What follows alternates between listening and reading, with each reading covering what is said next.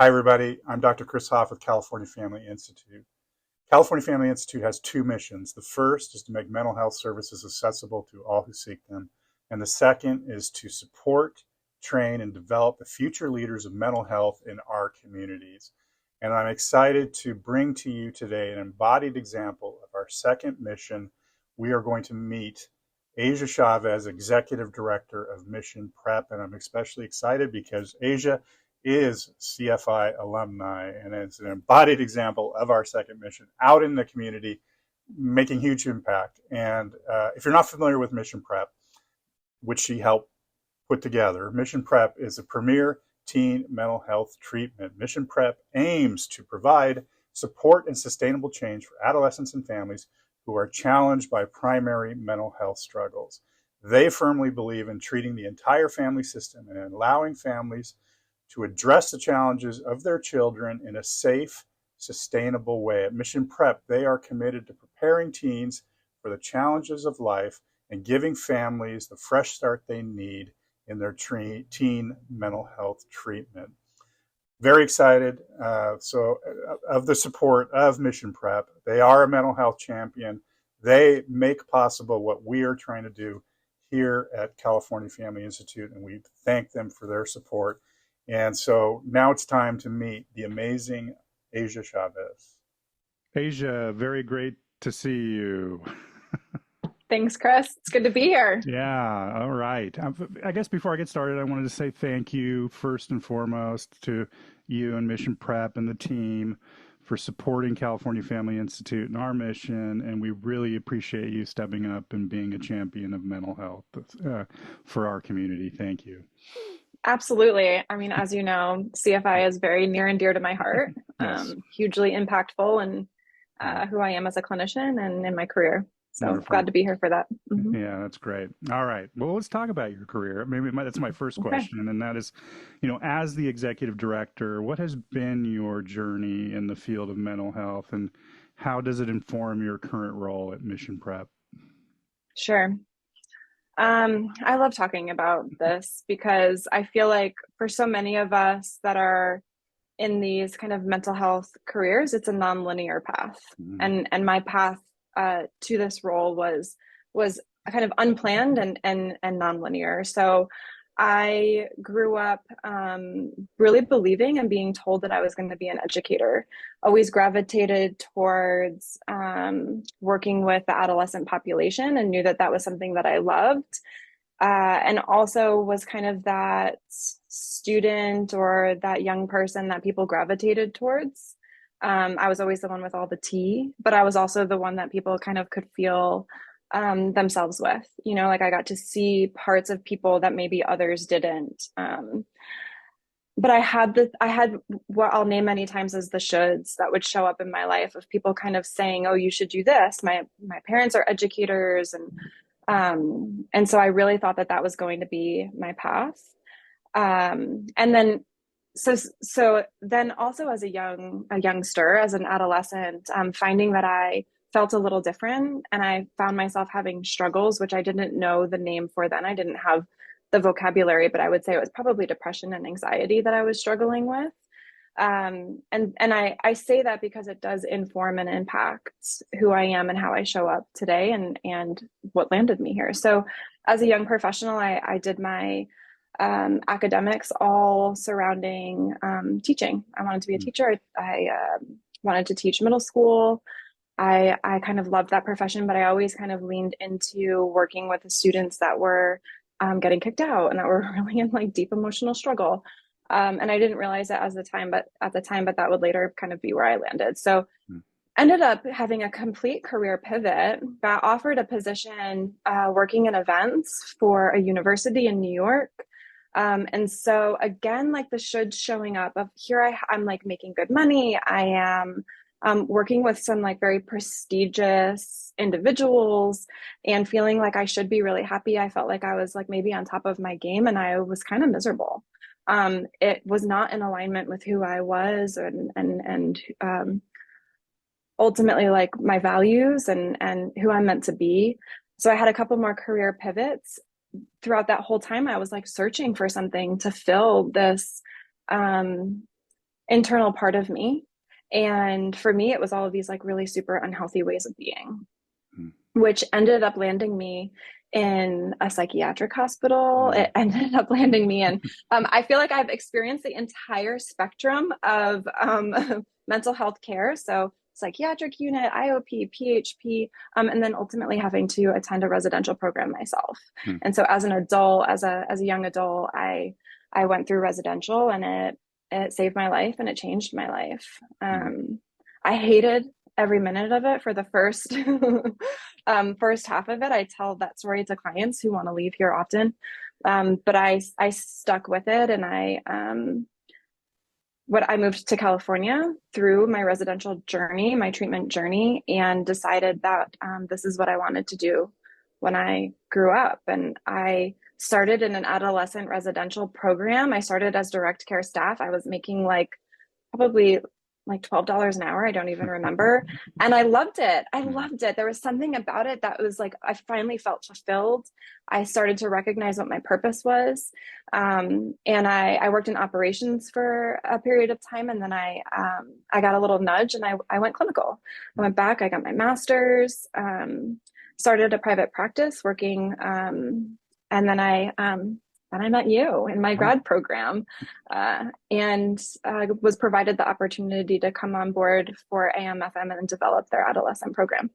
It was a very long way for how I landed here, but no, and some of that story I didn't know, actually. So thank you for sharing that. And now I'm thinking about, the question around, describing the philosophy behind Mission Prep. And you were there from the beginning. I mean, you started this thing, and now that I know that you have such rich experience as a consumer of these types of services too, I guess, what is the philosophy behind Mission Prep, and how does it uniquely address? And I know you are doing unique stuff over there. How does it uniquely address adolescent mental health? Sure. So our philosophy truly, and it's so, I mean, how full circle, because, I remember sitting in a room with you and having you consult with me, and I had these like big dreams and ideas, and not really knowing how to put them down on paper and turn them into like a tangible reality, treatment modalities, or, but I remember just kind of brainstorming and saying, like, I want to talk with the client rather than about the client, right? You opened up my eyes to this concept of open dialogue, and we talked about the clients having a vote and a voice, and really being able to have them have this experience where, yes, they're a client because they're in struggle, but that they get to really see themselves as themselves for maybe the first time ever, and just be treated as humans having a human experience. And so I've always kind of had this reputation, honestly, like I show up as like kind of polished and performative sometimes, but kind of having this nonconformist, like, I'm not sure if we're allowed to curse on this, so I'm just going to say the F word. Okay. Like, let's fuck shit up. Like, let's fuck it up. Right. Like, this isn't working. Thank you. Good. Cause I just realized I have my middle finger things going in the background there. You can cut that out if you need to. But that's like speaks to our philosophy of who we are. And so I really wanted these teenagers, they're having an adolescent experience. The adolescent experience, there's meant to be what we would call rebellion. There is meant to be risk. This is a time in their lives where they are going from being very dependent children. We're dependent on our families. We're dependent on them to meet our basic needs, to inform and impact our values and our how we navigate through the world, to then moving into these young adults where there's agency, the ability to choose, and not only the ability to make choices, but then having to navigate the outcomes of those choices. And I wanted to take all of that and really just kind of build an entire program around that. And luckily I came into a AM/FM and they were like, great, sure. Let's see how this works. And it's working, by the way. But so the philosophy, we have these pillars. So sustainability, I feel like most programs will talk about sustainability, but what I saw not only in working in residential, but then in my private practice is when we create these beautiful therapeutic bubbles where we remove all of the stressors and we remove all of the things that our clients are experiencing in the everyday life, like, yes, they get to have this time to process and step away and maybe recalibrate, and that is wonderful. But we don't get to see what struggle looks like in real time. And I wanted to see it. I wanted to experience it with them. I wanted the messiness to show up so that we could be right alongside it to be like, this is what it looks like. This is what it feels like. Oh man, I get it. As opposed to talking about it in an abstract way. And so the sustainability piece is like, we're going to provide them with selective exposure, with these experiences, these opportunities for them to kind of face plant, for things to get super messy. So then we can step in and provide these solutions in real time. So that's a sustainability piece, super pragmatic, very sustainable. And then that way they're taking these little nuggets home with them, as opposed to then, again, just talking about it in an abstract way. Like, if you struggle with this, when you struggle about this, this is how you'll show up. We're like, ooh, we give them their cell phones 3 times a week as part of a group called, and that's different and unique. I don't know of any other adolescent program in the country that's doing that. Because that is like the hot topic right now, right? And like, talk about being able to see the struggle in real time. I'm like, would that dude just text you? Can I text him back? We also, so one of our key pillars is a vote and a voice. Also, our clients get a lot of opportunity to choose. I would say that's probably what they recognize as the most different. If they've been to other residential programs, we actually really care what they have to say. We really do care what they need here. And we're trying to provide them with like effective communication skills. And so to be in the debate, for them to be able to be in the negotiation, but for it to be in an effective way.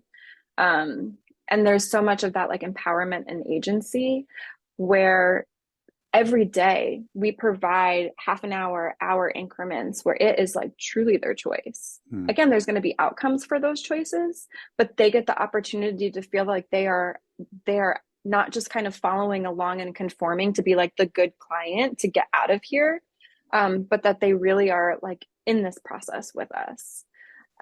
Let's see, some of the other, we're very collaborative. And I think that a lot of that comes from my training with you is what does it look like to sit beside a client as opposed to sit like in front of a client and be directive and kind of dictate to them.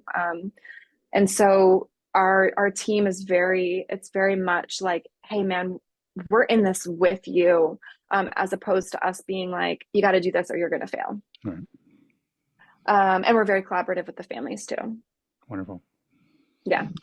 Awesome. I know it's growing. You guys are growing pretty fast, and so that's great. And congratulations on your success. So what are your main responsibilities now at Mission Prep? Everything, I know, probably.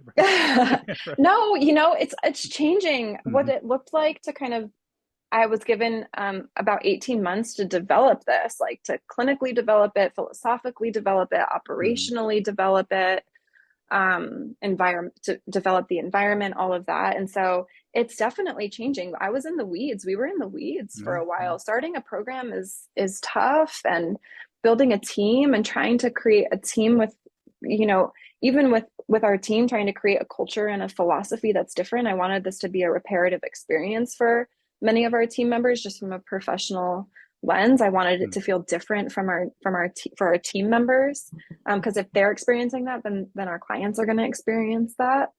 And so it's shifted. Now I would say a lot of my role is mentoring and kind of modeling our leaders, our new Mission Prep leaders, and ensuring that there is integrity around our clinical philosophy.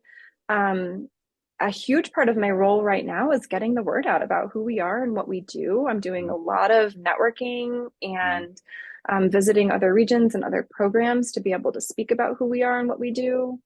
But it's really just kind of like ensuring that the team feels as supported as they need to be, because this is tough work. Yeah, it's really tough work. Yeah. For sure. Yeah. So what does a typical treatment program look like at Mission Prep? If somebody is curious about what it might look like, what would you say? Like a day in the life of Yeah, a day in the life. That'd be type of great. thing. Yeah, yeah. Okay. So, well, I'll just kind of give like the little like spiel that we might give of like, right. Sure, sure. I've like got this down pat, but I'm sure I'm going to miss things. Our clinical outreach team will watch us and be like, Asia, you missed the most key points. But so every client that comes in, they're essentially getting like 24-hour therapeutic care, even if they're not in a therapy session or room. I would say probably 75 to like 85% of the true therapeutic work is done in the Absolutely. community Yeah. and in the milieu, That's right? great. Yeah. And our clinical team is like really immersed in that. But our clients, they all get an individual therapist. Sometimes that individual therapist also acts as their family therapist, and sometimes we'll bring in a separate family therapist. It just kind of depends on the client and the family. So they're doing individual therapy minimum of twice a week, family therapy minimum once a week. It's usually more. And then they have a clinical mentor, and that clinical mentor is assisting with the aftercare plans. We start working on their discharge plans from the moment that they Oh, arrive with us. But the clinical mentor is also working on the client's hopes and goals. The parents have their hopes and goals, right? Maybe a sure, referent has sure. their hopes and goals, but we really want to know what the client's hopes and goals are. And so the clinical mentor is the one working with them on that. And then they create those weekly plans of like, great, here are the little habits or little shifts that we might make in order to achieve these goals. And it might be something as simple as staying in a family session for 20 minutes, or saying no, Hmm. being able to like say no, I didn't like that, Yeah. please don't do that again. Yeah. And so we're the individual therapists, like they're digging in, right? They're doing the like understanding, discovering, uncovering kind of process, and some of that like really deep work. Our clinical mentors are doing more of the like, where do you want to go from here, and how do we get you there, and how do we start to build in these daily habits that are going to get you to where you want to go. So they're doing that.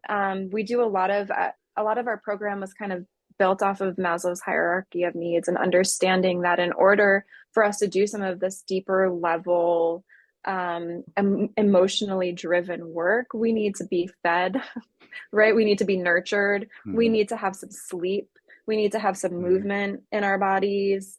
So these basic needs, they need to feel safe. You need to feel safe in your own body and in your own space and in your environment.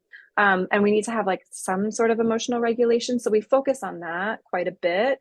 And sometimes that's like all we're doing with our clients, like that they're spending 4 to 6 weeks just on that. And so what that looks like is we have a nutritionist. Our chefs are trained in like a food as medicine program, and so they're incorporating that. We have personal trainer, we have boxing, we have yoga, we have surf therapy, we take them Awesome. to a barn and do equine work. You never really know. Like we want to provide these opportunities for everybody to maybe like find their flow, Mm-hmm. find their thing that is like, oh my gosh, is this joy? Mm. Is Yeah, right. this, you know? Yeah. We have an art therapist, we have music therapy, we do all of the things that a lot of other programs do. But that we want them to have this like, I don't know, full kind of spectrum of potential experiences that they might engage in. So they're doing that. They are doing groups. So our group themes are typically around like our advocacy, agency, empowerment. We do a lot of identity work. This is a great phase for us to like figure out who we are, Mm-hmm. who that like. Mm-hmm. I always am like, who the fuck are you? And they're like, I don't know. And I'm like, me either. But hey, we're like, let's figure it out a little bit. That's great. And so they're doing a lot of work in the community together. We do a lot of like when like shit goes down in the milieu, which happens regularly. It's like we're gonna get everybody together and we're gonna have you all talk about it, and we'll be here to facilitate. But here's an opportunity for you to hold yourself accountable, hold your peers accountable, advocate for yourself, advocate for your peers, whatever that looks like. Mm. We do a ton of family work. The families it's required. They have Yeah, to. good. Yeah. But they do academics. I'm like, we have an office space that we bring our clients to. So we flip flop the houses. We have 24 clients in our Rancho Palos Verdes location. Mm. And so we get them out of the house. Our teenagers are really craving, I think, especially after the pandemic, they want to have like a normal experience. They want to get out of the house. They want to get dressed. They want to socialize. So we do our academics here, and our academics is like, we have places that they can kind of sit all over. We've got beanbags, desks, whatever kind of fits their need. And then we like to have fun. We take them on a lot of outings. We do a lot of fun shit with them. Great. And they can certainly earn the privilege to not Yeah. in that agency. Mhm.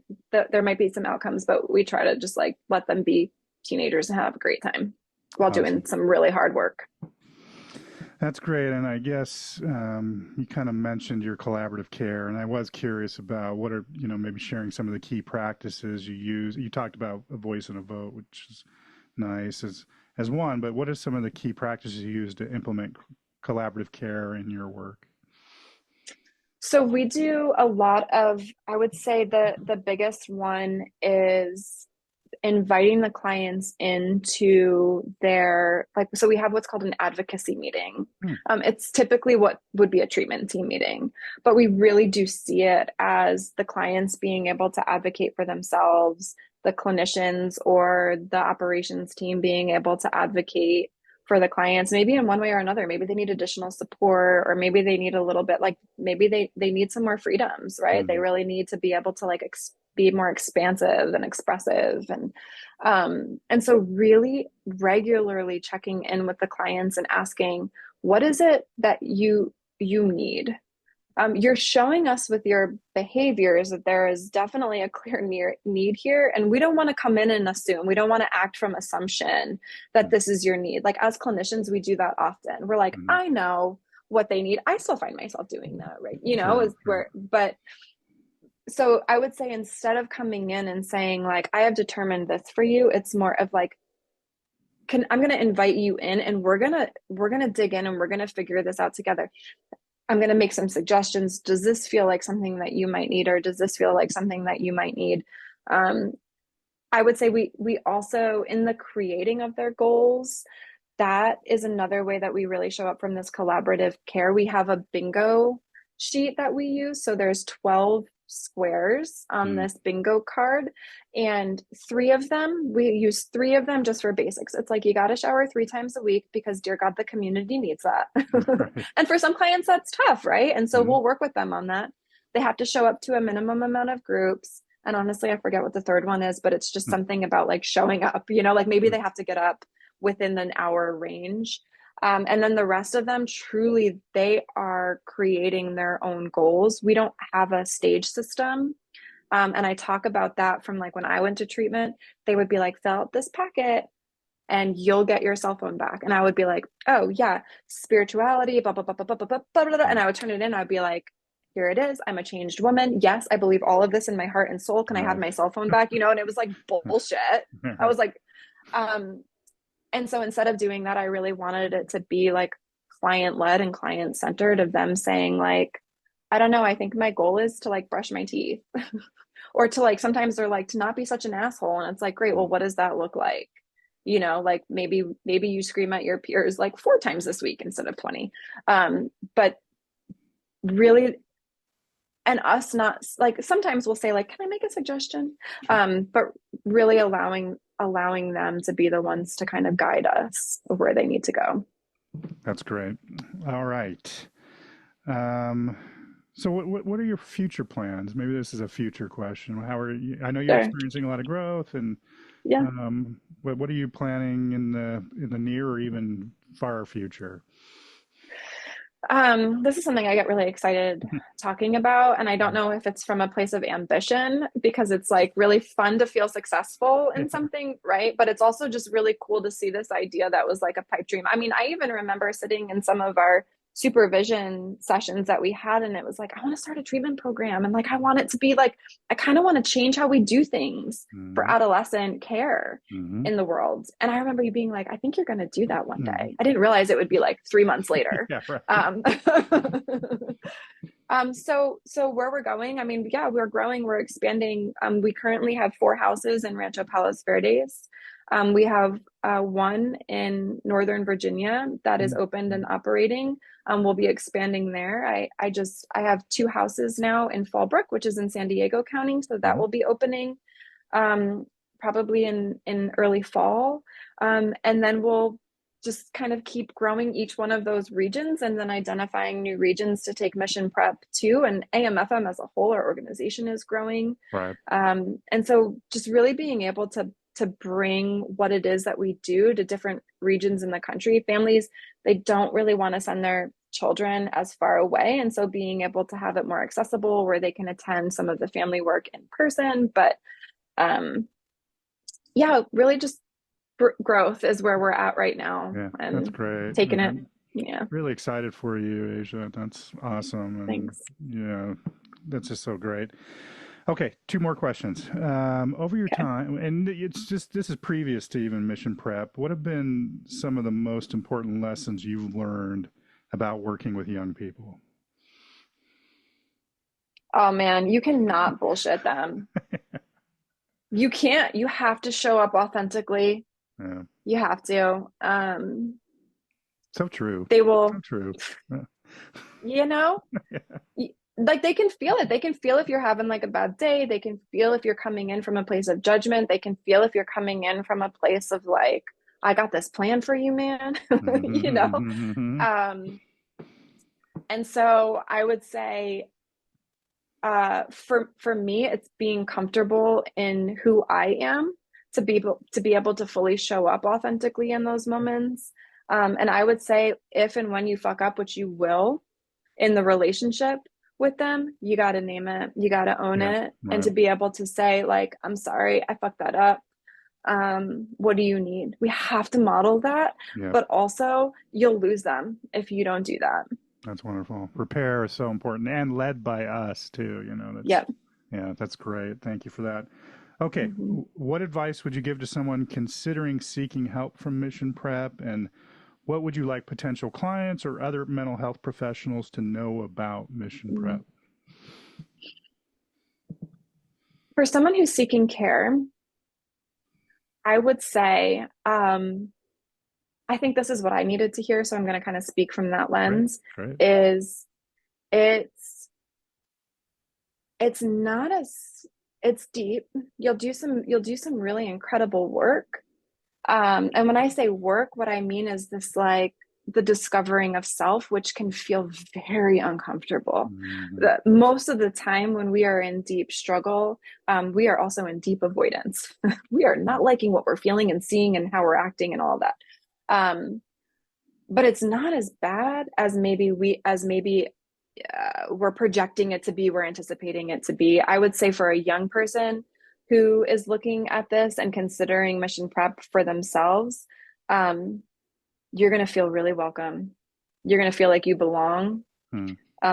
You're going to have a good time, and it's going to be hard as shit. Yeah. For a parent who's seeking mission prep, I would say your child is going to have an experience, you and your child or your loved one is going to have an experience unlike anything else. And you are also going to experience intense growth, which will also be wildly uncomfortable. And there will be moments that you will not like us, but you will love us at the end, because we really do truly care about the shift, about the growth. And I would also say that I get asked often, what is a differentiator? What makes us different? Hmm. Our team. We have the best team in the country. Hmm. Our team is phenomenal from every single department, every single level. You will not experience something like this anywhere else. I forget the second part of that question. I get really No, carried away when I talk that's about perfect. Let's end this. on that. That's wonderful. And Okay. I just want to say, Asia, it's amazing the work you're doing out there. It's really, powerful for me to have CFI alumni out in the field doing what you're doing and doing that. And just really excited for you. And thank you for all that you do. And thank you Thank again you. for your support of California Family Institute. And I just wish you the best. Continue killing it out there. Thanks, man. I mean, California Family Institute is like woven into the fabric of who we are. So, That's wonderful. pleasure. Yeah, really happy. Thanks, Asia. Thanks, Chris.